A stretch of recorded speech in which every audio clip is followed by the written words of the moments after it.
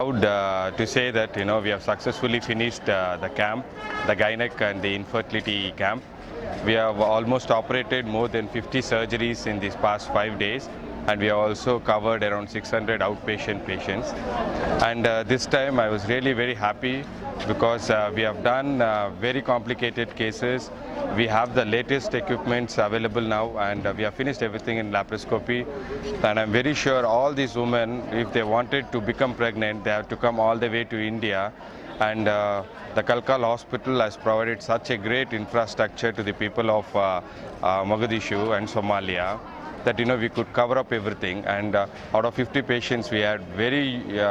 complicated cases. Like for one patient, there were 30 fibroids where we need to take it out. And inshallah, I think all of them are going to become pregnant in the next 2-3 months. Thank you.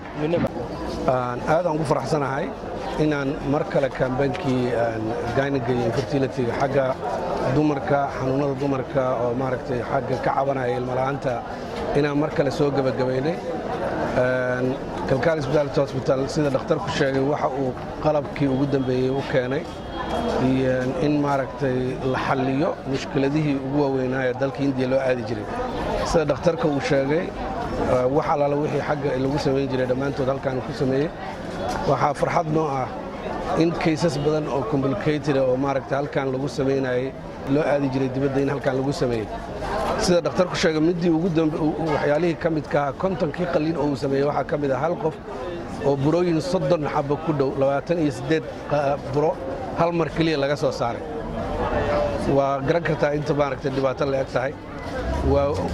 كل وارك دونتان فيديو جنا واركيسان وحيالها لقى صار واحد ماركت معقولة ما إن بدنا وكملنا نسيدو كله هذا وحنا نقول فرحنا هنا مركلة هذا نسيدو كله كنت قف كبدنا قليل كوسمينه إن بدنا وبيشنا وبالكينا عرقنا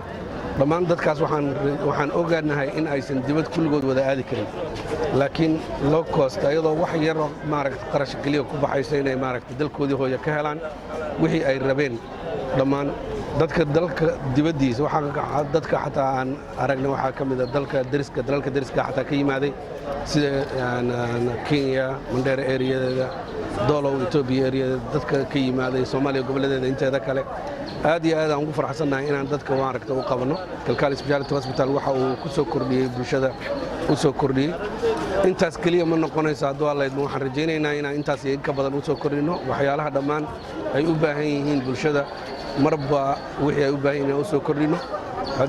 sida hadda u ka fargaraynay waxyaalaha ay u baahan yihiin gynecga ama dumarku u baahan yihiin sida infertility-ga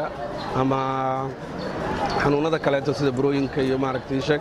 dhakhtarku sida uu sheegay waxaan rajaynaynaa dhamaantood inay maaragtay ilmaha ay raadinayaan ay wada helaan insha Allah sidoo kale tan dhakhtarku mar walba soo noqon doona hadduu Ilaahay idmo waxa waaye dhakhaatiirta kale oo joogtay isbitaalkana sidoo kale aad aan ugu dadaali doonaa Kalkal Hospital sida dhakhtarka hadda saddex buu ku yahay